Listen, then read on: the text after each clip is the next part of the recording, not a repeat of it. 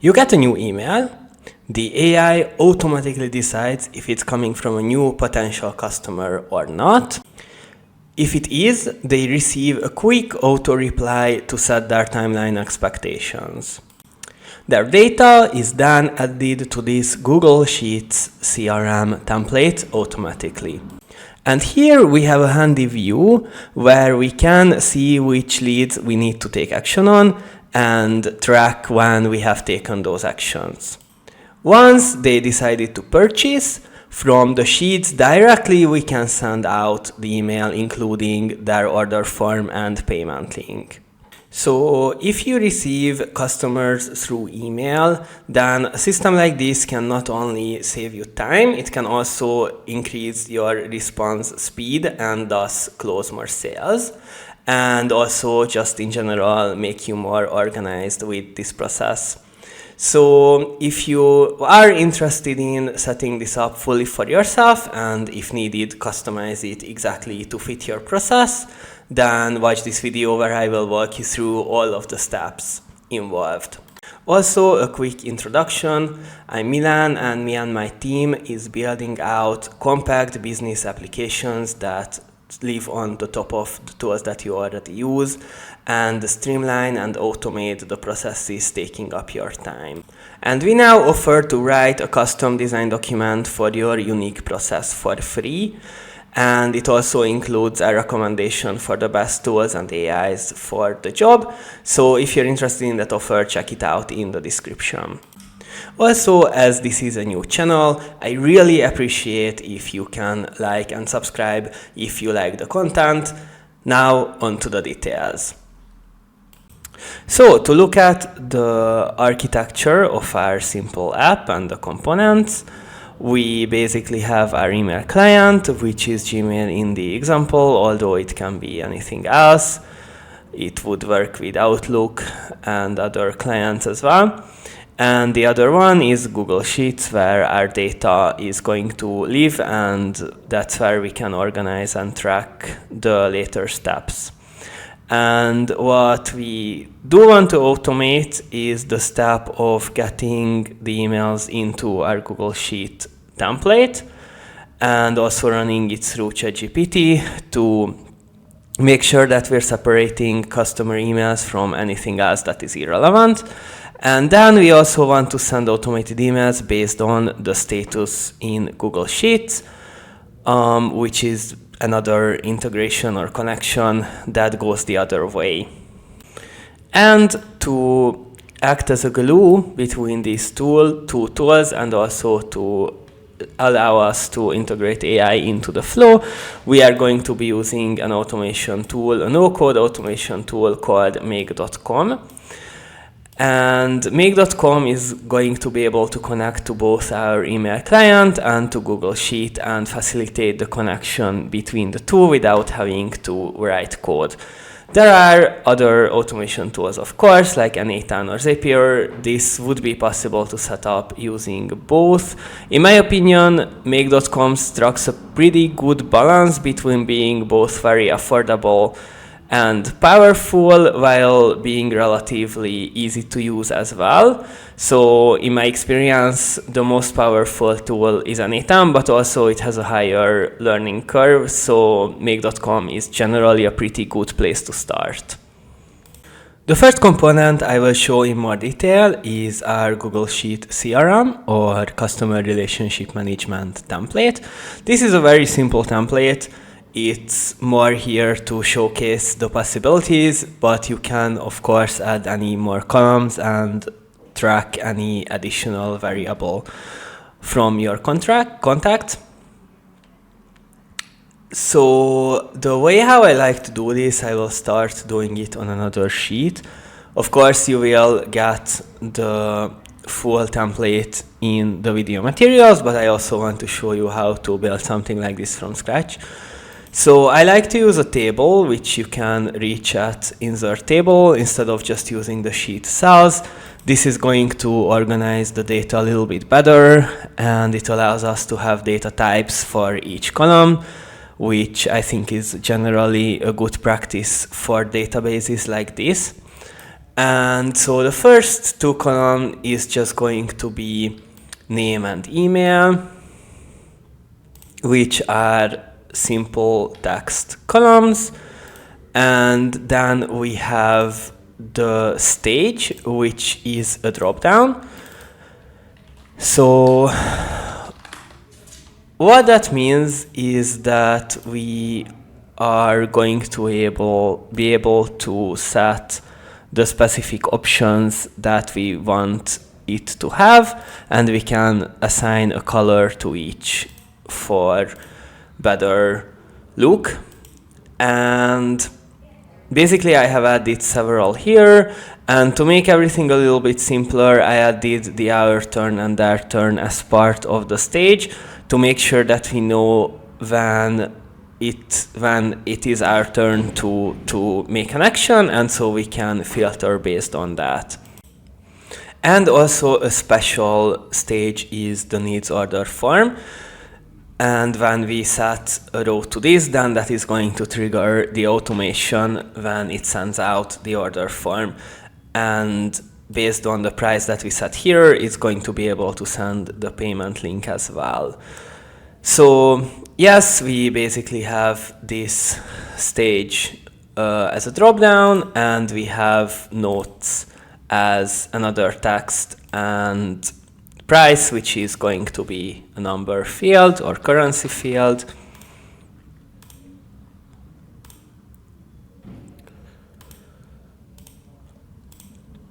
And yeah, and that's basically it. And another thing to really be able to track what are the ones where we need to do something, we can have a view, we can set up a view. So to do that, I'm going to first remove the filter and show you how to filter based on the ones that we want to see. So I'm going to do filter by condition, and text contains our turn to make sure that these are only the ones where we want to do something, we have to do something. And then we can save this as a view, save as filter view, and I will name it needs action. And now this means that when this needs action view is turned on, then we will only see the ones where we have something to do. And of course, when we did respond or did the next step, then we can set it to their turn. For example, when we are waiting for their acceptance for something. Secondly, let's look at the soul of this system, which is going to be make.com, which connects the different part and also allows us to add some AI into our workflows and automate the tasks. So make.com is a very flexible no-code automation platform, which is usually possible to set up without technical knowledge or with very little technical knowledge. So the free version has 1,000 operations a month, which is enough for a lower volume. And then, of course, they have paid plans starting from $9 per month. I will include a sign-up link in the description if you are not signed up to make.com yet. And the workflows in Make are called scenario. And if we start to set up a new scenario, then we also have the option in the bottom menu to import a blueprint, which is JSON. So of course you are going to be able to import what I'm showing you in the video if you want to start with that. But I will also try to show more or less how to set it up. So the first step of this workflow or scenario is the Watch Email app, which is basically looking at our inbox, and it is going to trigger whenever there is a new email. So periodically it's going to check and it will start the workflow on any new email. And in this case, I have connected a Google account, a Gmail account to it. So if I want to connect something else, I can use IMAP and also the Google restricted connection here. This one works seamlessly with Google Workspace accounts. Gmail accounts, there are some extra steps involved. So I will include a link showing now on the screen to a tutorial that goes through exactly how to add a Gmail here, but it's usually just worth it to use the Google Workspace, in my opinion, if we want to automate. And apart from that, we really don't need anything else. The maximum number of results is 1, which I think is the default value. And then as a second step, it's going to call our Google Sheet, which is again very easy to set up. Basically, we are just going to add the connection, and with the sign in with Google, we can choose our account, and with that we have access to any Google Sheet that our account has access to. And so in the Google Sheet app, I have chosen the correct spreadsheet, which is this compact CRM, the sheet name within that, and then the column range. And I have added a filter, so once I have chosen these, then it's going to know which fields are available. So we have the name, email, stage, notes, price, payment link. And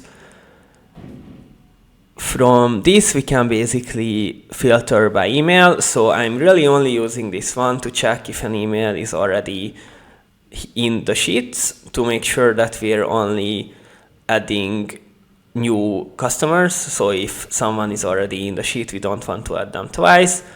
And then as a second step, I have added a filter, which is right click and set up a filter on the connection between two apps.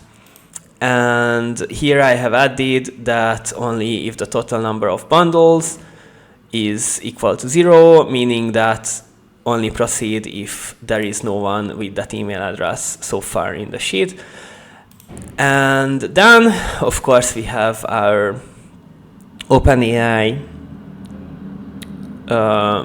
node, where we are going to prompt ChatGPT to check our email and make sure to decide if it is a customer email or not.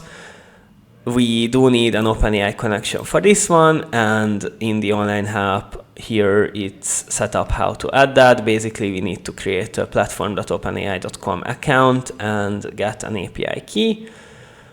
And here we can choose the model. Currently, GPT 4.1 is the most advanced, but at the time of watching this, maybe it's already GPT 7, who knows. But GPT 4.1 is pretty good for a task like this. It's also relatively cheap and relatively fast. But if we want to make it even cheaper, then we can use, for example, GPT 4.1 mini, or in general, anything from the mini series, which are faster and also cheaper, although less reliable. But for well-defined tasks like this, it's going to work pretty good. And then I have added my prompt here to ask it to decide of an email if this is a customer email or not. I have added an example input which resolves to yes and one that resolves to no. I make sure to tell it to only respond with one of these two words, yes or no, to make sure that it's not going to include other things and thus messing up our next step. And then here is where I'm going to include the information from the email, which is the subject and the text content. So we would basically, if we want to add it again, or we didn't add it yet, then when we click into this text box, it's going to show us the different variables from the email app, and here we can choose the subject and drag it here to make sure that it's inserted into our prompt, and we can do the same with the text content, of course. And then I have set the max completion tokens to a very small number, just to make sure that it's not going to give us a long answer. Probably 1 or 2 tokens is enough to respond with yes or no, but it does pretty reliably that anyway, so that's okay. And then we have our router, which basically just goes 2 ways. Both of them have, no, actually the filter is not here. The filter is between the OpenAI and the router app. So this is the same. Again, I can right click and say set up a filter. And here we're basically saying that we are only proceeding if the result from the last one is yes. So we are only going to the next step if ChatGPT decided that this is a customer email. And at the end, we basically have 2 things. One of them is another email app. So if we want to add it, then we go to email, and here it's going to be the send an email one. So that's a different operation. And we want to use the sender email address. Again, if it wasn't here yet, we would click in here and scroll down until we find the sender email address. And the way how I found it the easiest to make sure that in any email client it's going to be in the same thread is to simply make the subject have the array in the beginning and then the subject from the original one. And then I have just used the plain text to add an email here that we want. So this is the quick response that we have for any new leads. And then we of course also have the Google Sheets at the row, which is the same connection, the same sheet. And I have the sender name here to add to the first name column, and we have the email, and I just have this written as a text that it's lead our turn stage. And also to the note, I'm adding what is the initial email, so I can quickly see that from Sheets what they wrote us with. And this is the entire scenario. And we also have a much simpler one, which is the automated email. So that is going to search rows in Google Sheets. I have set it to run periodically, so it can run every hour or run every 15 minutes, depending on how we want it to behave. And basically here we have a filter for the stage needs order form. So if that happens, then we want to send this email to them. And then we have the same send an email app as a second step, where we will basically just write please finalize your order. Of course you can change the subject, you can change anything about this, and I will just use the name, and also I will use a link to our order form, and we have a payment link which also lives in the sheets, and it is using a formula to determine what is the price that we wrote there, so it knows what to include in the payment link. And then of course we have to update the row, so it's not going to be triggered multiple times. So once the order form is sent, then we will just set the stage to order form sent. And that is pretty much it. So these are all of the parts that make this automated little CRM work. Thank you for watching this video. I hope you found it useful, And if you would like to see similar system builds, then make sure to like this video and subscribe to our channel. See you next time.